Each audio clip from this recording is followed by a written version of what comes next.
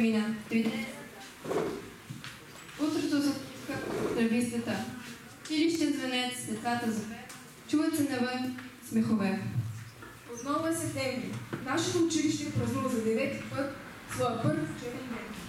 Тези, които тепърва ще влязат в училище, и тези, които за пореден път ще крачат в училищния праг, са пораснали с едно лято.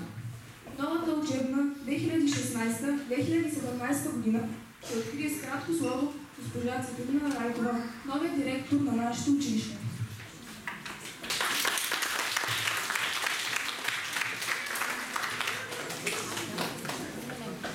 Като забелязвате, нямаме надпис "Добре дошли". То не е случайно, просто защото от името на всички мои колеги от сърце ви казваме добре дошли и тази учебна година. И царя става, когато в дворете има деца. Затова аз първо ще се обърна към най-малките. Мили дечица, добре дошли и тази учебна година в първото в Бавария българско училище Паисий. Добре дошли и на бъдещите първокласници и след това добре дошли на всички вас, скъпи ученици, с които се познаваме от изминалите години. Няма случайни неща. Това и тази вечер ние сме на вечерието на един от най-големите християнски празници – надежда, вяра и любов.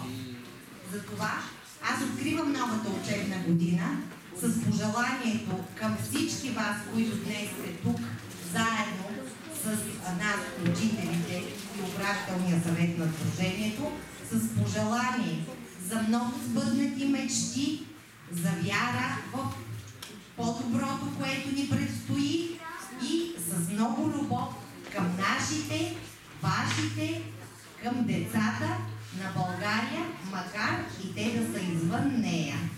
Още веднъж добре дошли и на добър час на всички наши ученици.